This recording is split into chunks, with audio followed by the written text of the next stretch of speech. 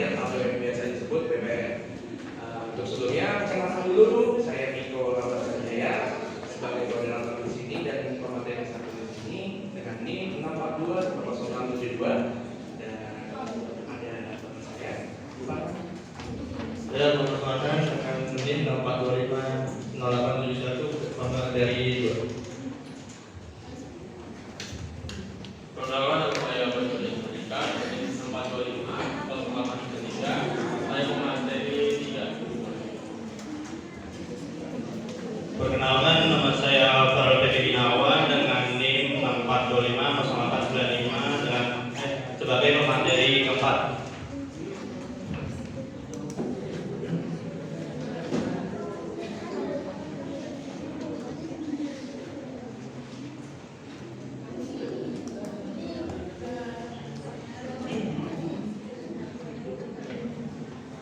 Nah, kita masuk ke pendahuluan itu.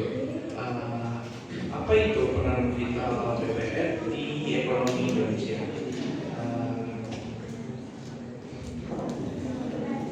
Kita akan membahas tentang Bank Pemkreditan Rakyat atau biasa disebut BPR, yakni sebuah lembaga yang perannya sangat vital meskipun seringkali berada di balik layar. BPR baru berbangsa sejak kemerdekaan dan memiliki peran kunci sebagai ujung tombak penyedia layanan keuangan di tingkat akar rumput. Mereka berfokus pada masyarakat dan usaha kecil di daerah, memastikan setiap warga negara memiliki akses ke layanan perbankan yang adil dan inklusif.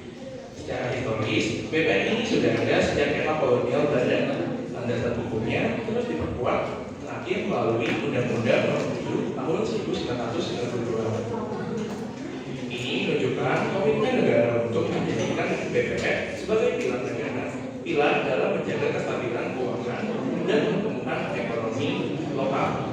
Singkatnya, BPR adalah tulang punggung yang memastikan roda ekonomi di daerah-daerah bisa terus berputar.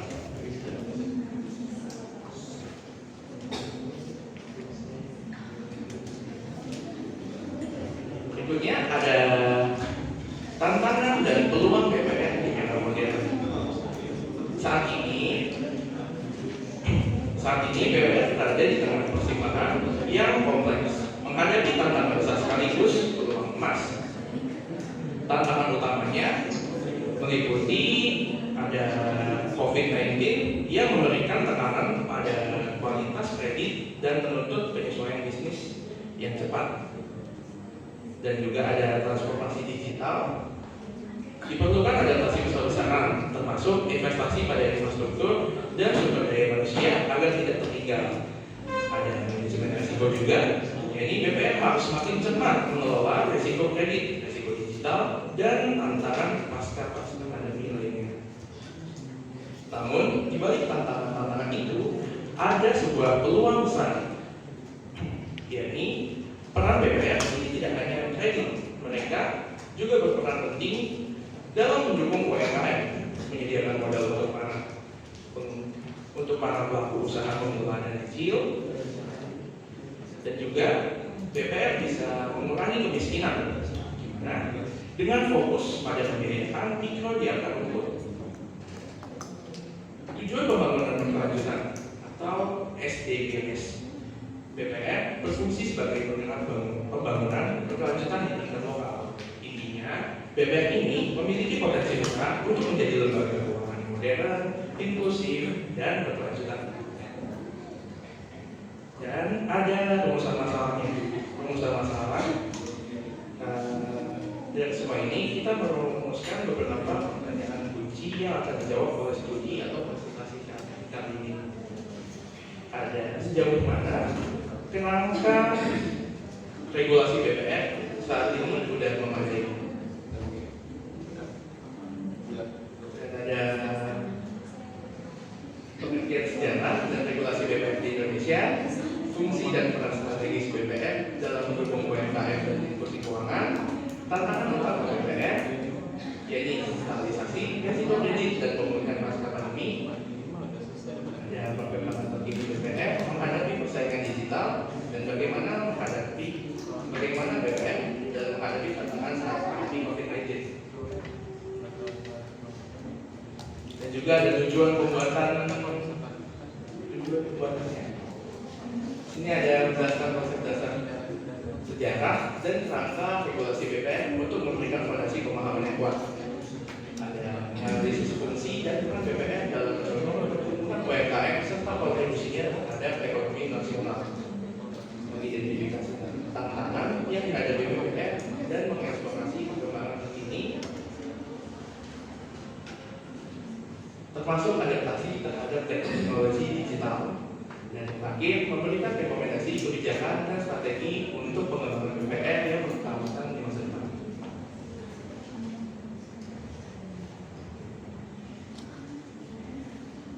Selanjutnya ada definisi BPR. Apa sih BPR itu? BPR itu adalah bank yang fokus pada kredit kecil dan menengah, terutama untuk masyarakat daerah.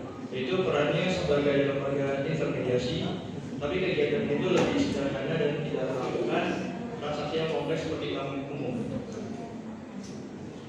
Selanjutnya ada sejarah BPR. BPR itu sudah ada sejak masa kolonial lewat bank akhir tahun 1895. Setelah kemerdekaan, BPR terus dikembangkan hingga masa Orde Baru. Krisis 1997 sampai 1998 membuat banyak BPR tutup. Lalu sejak 2013 pengawasannya resmi dipindahkan ke OJK agar lebih teratur.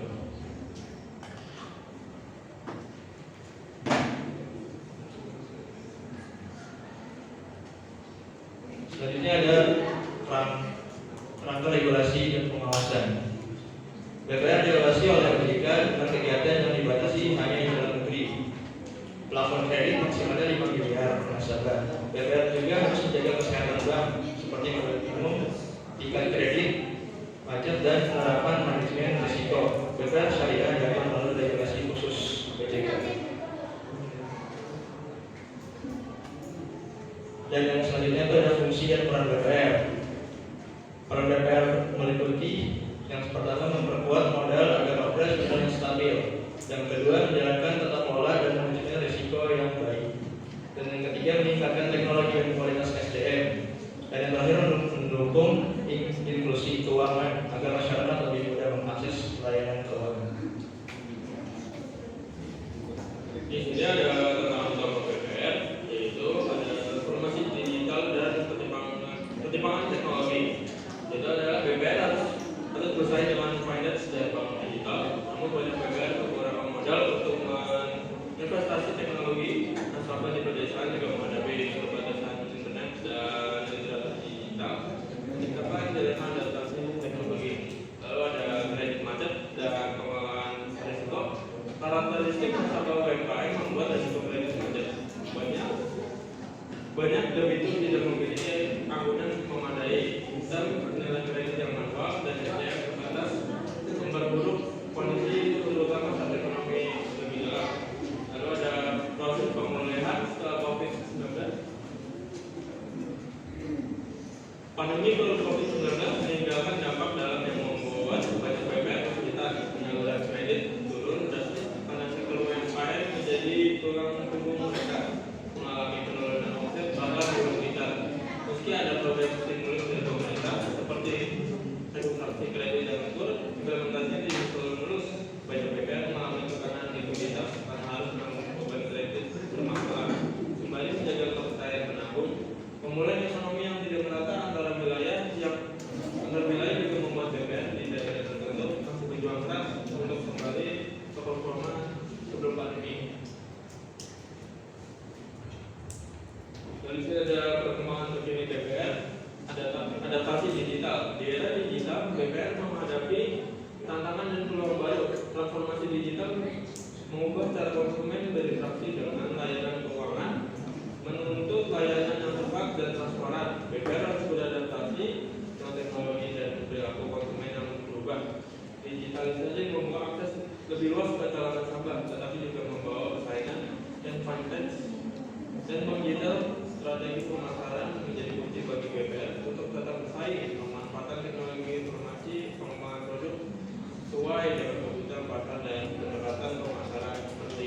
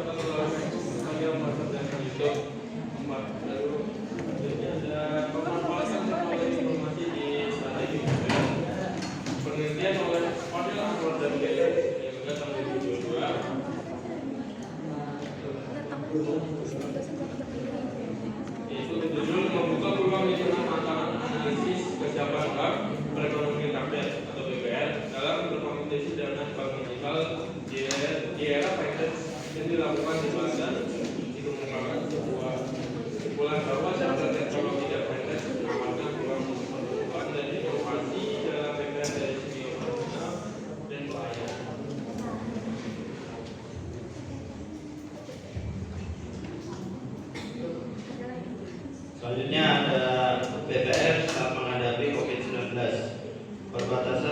Pembatasan sosial berskala besar atau PSBB pada April 2020 berdampak besar pada perekonomian masyarakat, terutama pelaku UMKM. Kondisi ini memukul operasional BPR karena banyak BPR menyalurkan kredit kepada UMKM.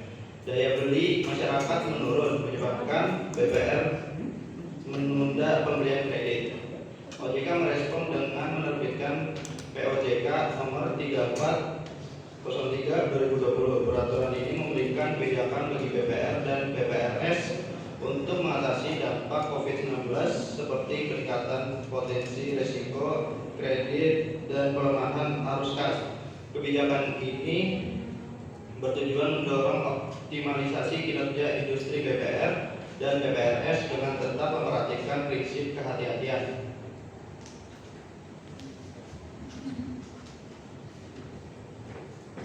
Lalu ada kesimpulan, berdasarkan pembahasan yang telah diuraikan dalam presentasi ini dapat ditarik kesimpulan penting mengenai bank berkreditan rakyat atau BPR di Indonesia. BPR merupakan institusi keuangan yang memiliki peran strategis dalam struktur perbankan Indonesia, khususnya sebagai jembatan akses pembiayaan bagi segmen masyarakat yang belum terjangkau oleh perbankan komersial.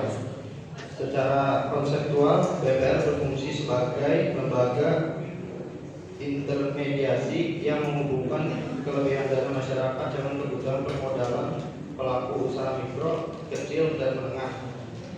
Dengan UMKM yang menyambung 60% terhadap produk domestik bruto nasional dan menyerap lebih dari 97% tenaga kerja di Indonesia.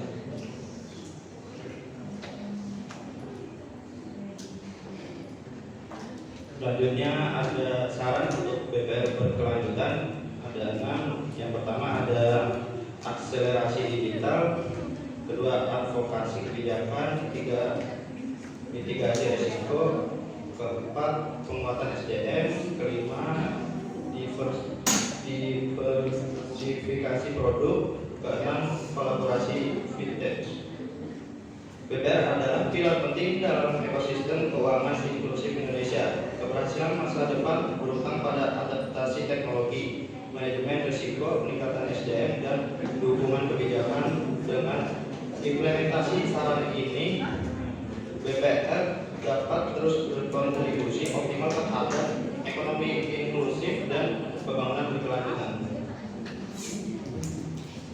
Sekian. Ada yang mau bertanya? Kita langsung masuk ke sesi tanya jawab. Iya, Bang. Ya, perkenalkan, nama aku Muhammad Asmar Widianto dengan NIM 642593 perwakilan dari kelompok 5.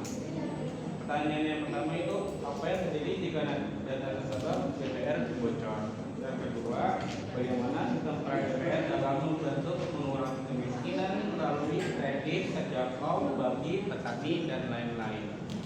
Dan ketiga, apa yang mempengaruhi perkembangan BPR di Indonesia? Oke, terima kasih. Ada yang pengen bertanya lagi? Siapa wakil dari kelompok 10? Ya. 1. Menurut kalian, apakah BPR masih relevan di era bank digital? Jelaskan alasannya. 2. Menurut kalian, bagaimana gambaran BPR di 10 tahun ke depan? Apakah semakin kuat atau malah sulit bersaing? 3. Mengapa BPR hanya berfokus pada kredit kecil atau menengah? Oke, terima kasih. Ada lagi yang mau bertanya?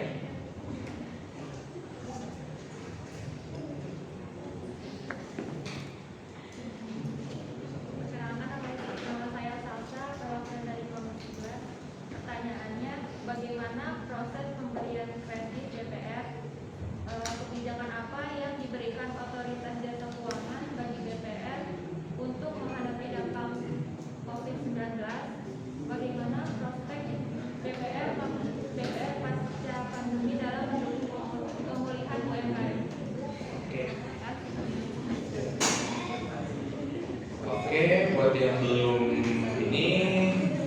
di WA aja di kolom WA. Oke, kami akan diskusikan dulu untuk pertanyaan-pertanyaan, untuk jawaban dan pertanyaan-pertanyaan yang tadi ditanyakan. Oke, saya akan jawab pertanyaan dari Kalis. Yang pertama, bagaimana jika data nasabah BPR itu bocor? Data bocor itu bisa berakibat pada identitas atau juga penipuan finansial dan kerugian materi. Nasabah BPR akan menghadapi risiko regulasi, yakni denda regulasi dari OJK-nya langsung dan tuntutan hukum. Nasabah juga bisa kehilangan kepercayaan yang akan mengurangi jumlah penampungan dan peminjam, dan otomatis BPR bisa down. Dan yang kedua, peran BPR dalam mengurangi kemiskinan pada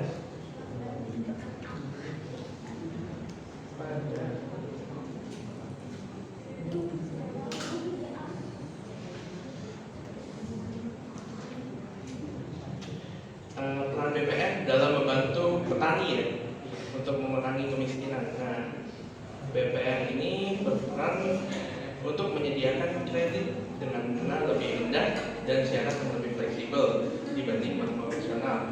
Dan petani dapat meminjam kepada bank BPR, bank perkreditan rakyat ini, untuk membeli benih, pupuk, peralatan pertanian lainnya, dan bisa dikembangkan lagi dari uang peminjaman itu. Dan untuk yang ketiga, faktor yang mempengaruhi perkembangan BPR yakni regulasi OJK yang ketat atau fleksibel, persaingan dengan bank digital dan fintech, kepercayaan masyarakat terhadap BPR, kondisi ekonomi dan daya beli masyarakat. Ini ya jawabannya. Ya, untuk pertanyaan selanjutnya dijawab oleh dia.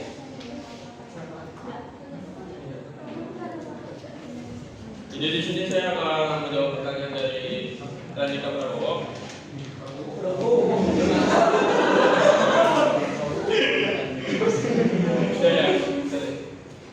Pertanyaan kedua adalah, apakah BPR masih relevan di era bank digital? Ya, masih relevan karena BPR punya kedekatan lokal yang tidak dimiliki bank digital. Lalu BPR unggul dalam hubungan personal, analisis karakter nasabah, dan akses UMKM kecil yang sering tidak terjangkau oleh bank digital. Lalu yang kedua adalah gambaran BPR dalam 10 tahun ke depan, yaitu semakin kuat jika mampu beradaptasi, digitalisasi layanan, meningkatkan sistem keamanan, dan memperluas produk. Lalu akan sulit bersaing jika tetap memakai cara lama, tidak mengembangkan teknologi, dan tidak memperkuat tata kelola.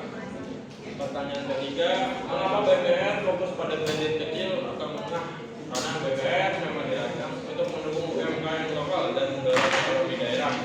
Lalu kapasitas permodalan BPR lebih kecil sehingga tidak cocok untuk kredit besar. Gimana Dik? Pas? Oke. Pertanyaan selanjutnya akan dijawab oleh Pak Rek. Oke, pertanyaannya yang pertama,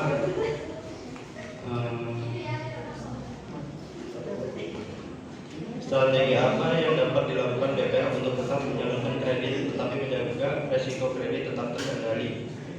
Yaitu ada yang pertama, ada memperketat analisis kredit dan verifikasi data nasabah. Kedua, menggunakan data alternatif. Ketiga, SOP kredit yang jelas dan disiplin. Yang kedua, bagaimana BPR dapat bersaing dan beradaptasi dalam era digital? Cara BPR bersaing dan beradaptasi di era digital yaitu digitalisasi proses internal, menyediakan layanan digital dasar, kolaborasi dengan fintech. Yang ketiga, apa langkah-langkah strategis yang dapat dilakukan BPR untuk menurunkan tingkat NPL dan meningkatkan kualitas analisis kredit di masa mendatang? Langkah strategisnya, yang pertama, early warning system untuk deteksi dini keterlambatan. Kedua, survei lapangan lebih kuat berbasis aplikasi dan GPS. Yang ketiga, penerapan kredit scoring internal. Apakah sudah jelas? Salah. Sudah jelas? Sudah. Ya. Oke, untuk pertanyaan-pertanyaan yang belum bisa dijawab pakai WA di grup ya. Nah, untuk sekarang sebelum kita akhiri, kita mulai masuk ke sesi game dulu ya.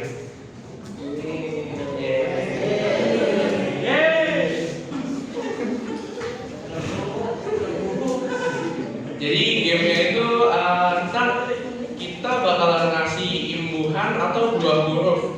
Ibaratnya tuh kayak ca, kita kasih huruf ca buat awalannya. Nah, dari sini langsung lanjutin tuh kayak ibaratnya kayak cantik, terus di sini cakep. Pokoknya apa aja kata-kata yang ada di dunia ini lah dilanjutin. Ya, contohnya langsung paham nggak apa-apa?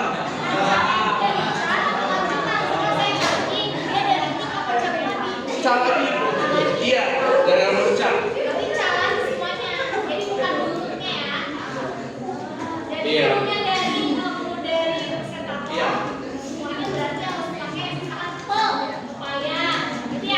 Iya. Iya. Oke, ntar buat perolahnya itu kita kasih 5 detik. Oke. Kalau yang nggak bisa jawab, langsung kita balik. Ntar kita bisa mulai dari depan atau dari belakang. Takutnya ada yang bagian di belakang nanti juga. Oke, langsung mulai aja ya. Udah paham semuanya kan? Itu Indonesia doang apa Bebas. Indonesia aja. Semua kata Indonesia yang ada kamus BBM bebas. Oke, nggak ada lagi yang mau ditanyain? Langsung kita mulai ya. Buat imbuhan pertama atau kata pertamanya itu ada iba. Dimulai dari BA. Dimulai dari Indra dulu aja. Bantah. Maju. Jo. Barang. Maju. Bantal udah. Oke, ayo maju.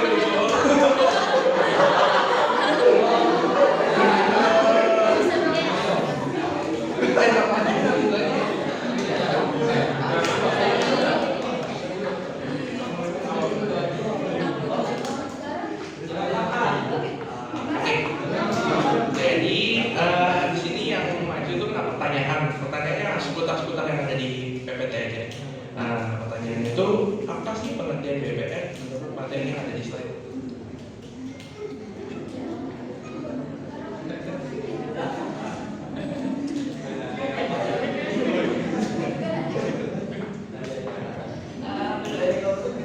Perkenalkan, nama aku Firza Nur Sabrina dengan NIM 6455147. Menurut aku BPR itu adalah lembaga keuangan yang fokus memberikan layanan dana, kredit dan simpanan kepada masyarakat kecil serta UMKM.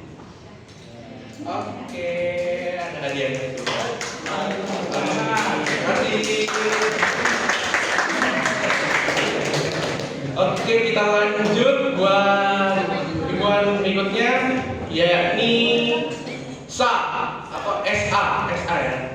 SA dimulai dari Banyu di belakang ya, bagian soal.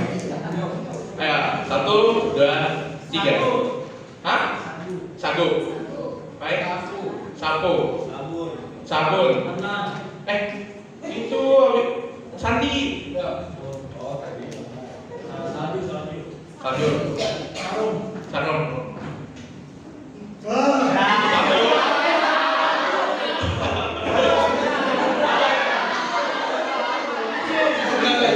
Apa itu tadi kan, Bu? Salju enggak, kan udah.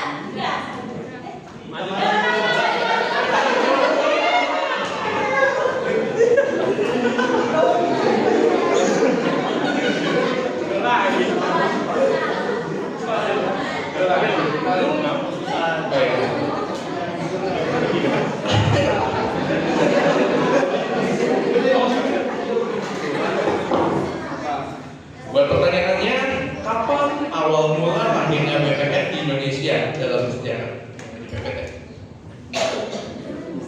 Awal mula lahirnya BPR di Indonesia.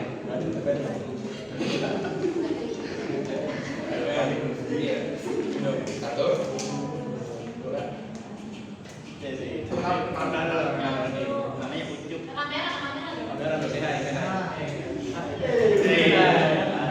Ya, perkenalkan, nama saya Muhammad Yusuf Wijaya dengan NIM 64250133.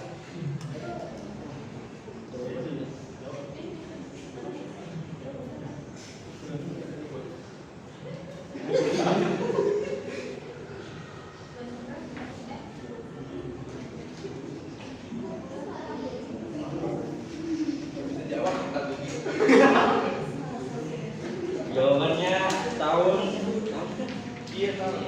1970. Tanggal? Tanggal 9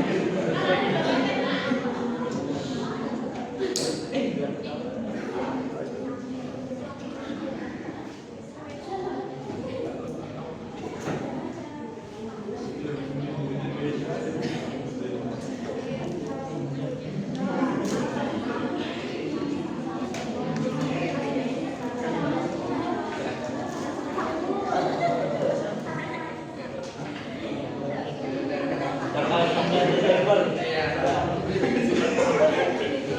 Ada. Oke. Oke, thank you, Ucup. Untuk kata berikutnya dilanjut mungkin dari Ucup aja ya, biar bagian semuanya tentang dari Ucup. Untuk kata berikutnya itu ada BO. Oke, kita langsung mulai dari Dika. Bola. Bocah. Bodoh. Satu. Oh, ya. Iya. Bosan. Botol. Apa? Bojong.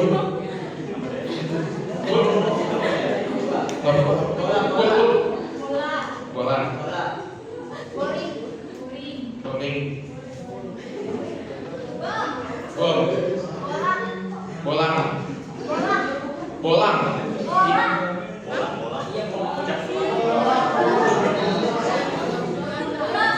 Bolos. Hah? Bumi.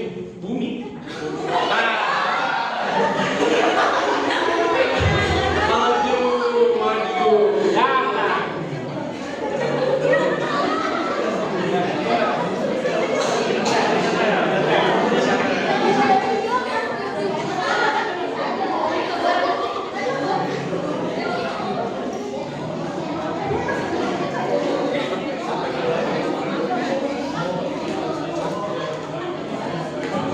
Oke.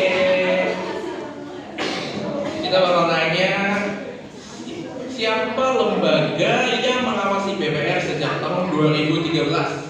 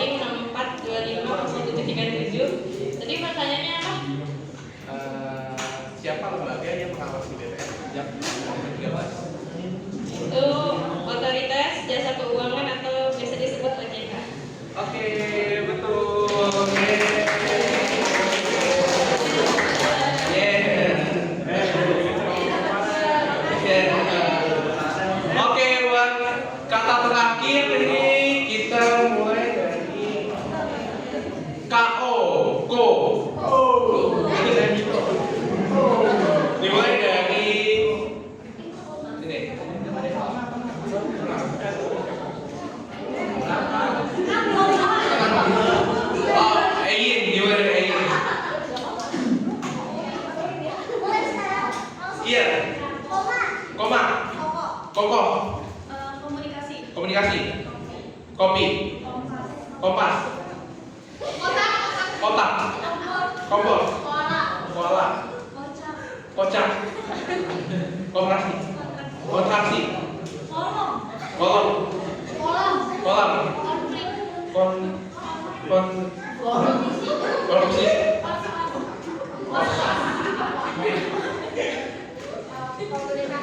Udah.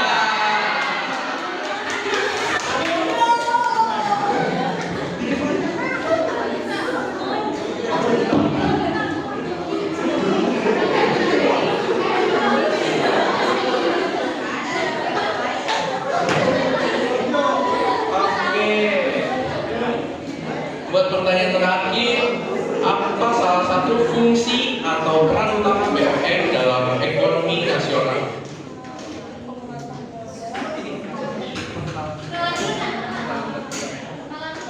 Kenalkan, saya Dimitri Stefania. Jawabannya yang tidak itu penguatan modal, penguatan IT dan SDM, tata kelola dan risiko. Lalu yang terakhir ada inklusi keuangan. Oke.